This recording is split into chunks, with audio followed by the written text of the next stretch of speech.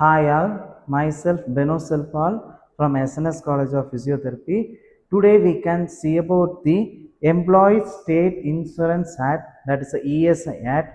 So what is the ESI Act? What are the scopes and who are administrated by the ESI Act, and what are the benefits of ESI Act? So first introduction. So ESI Act is established at 1948. So it's mainly important measure of social security and health insurance in our India.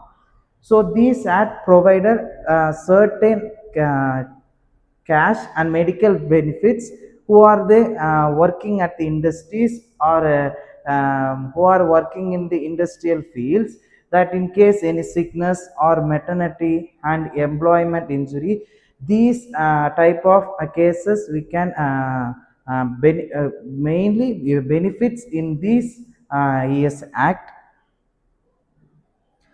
And scope. So what are the scope?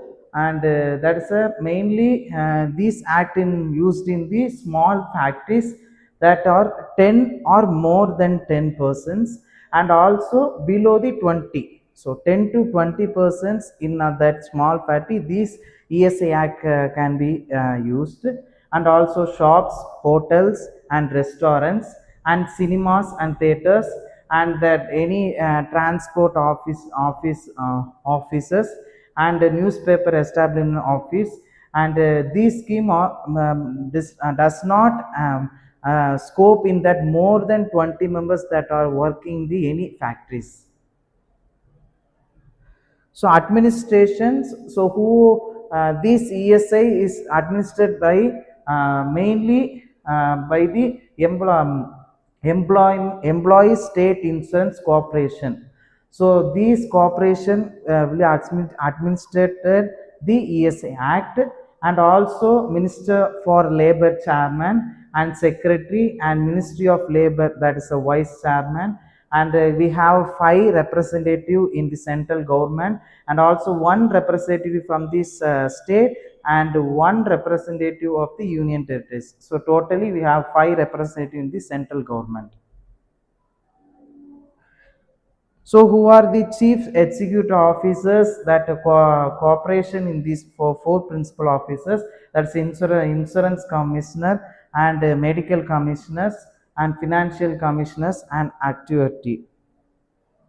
So finance, how will be financially we can done by the ESI Act. So this ESI Act is a self-financing health insurance scheme. So this scheme can be primarily funded by contribute raised from insured employment and their employees, a small but a specified percentage of wages payment from each employees.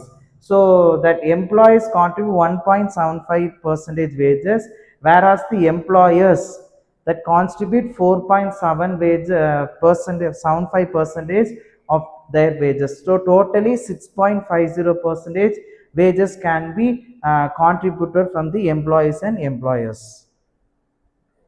So what are the benefits?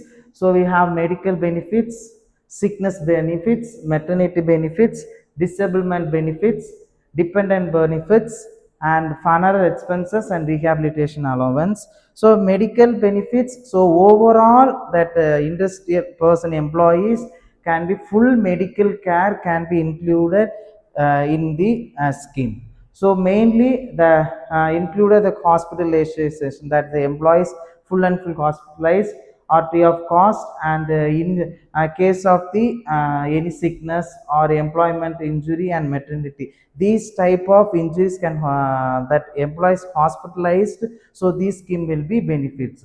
So what are the services compromised? That is a OP care or supplement of the drugs and dressing and specialized services in all branch of the medicines, and any investigation, that's a pathologically and radiologically, and antenatal, natal and postnatal services, immunization services, family planning services and emergency services, ambulance services, health education and inpatient treatment. These type of all services can be mainly benefits by the ESI Act. So sickness benefits in case any insured persons to compensate the loss of wages in these event of the sickness, so that can be certified by the authorized medical officers. So in this administration for 91 days in a year, and cash benefits equal to the 50% of her wages. And maternity benefits, so in maternity benefits, fully payment of the insured woman in case of any sickness or any maternal leave. So normally the benefits payment for 12 weeks, which are can be further extend to the 16 week also, so ongoing the medical grounds. So the duration of benefits is miscarriage in the 6 weeks. So disable benefits, so this is the payment of the temporary or permanent.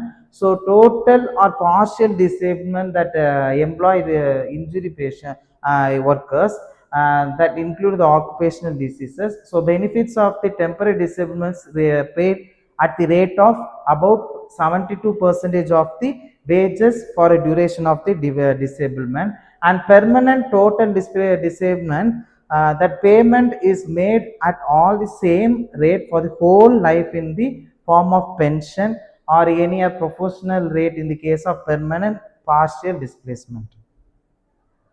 Dependent benefits in case of death that employees can death. So the dependent insured patient are eligible for the periodical payment. So any other the family members can be to give any new jobs or government job will be done by the dependent benefits. And funeral expenses, so these funeral expense as payment insured lowerly 10,000 only, so below 10,000 we can give the for the funeral expenses. And rehabilitation, so on monthly payment you have a 10 rupees will be debited from the insured person, so that payment will be used for the further rehabilitation programs. So these are the benefits by the ESI Act. Thank you.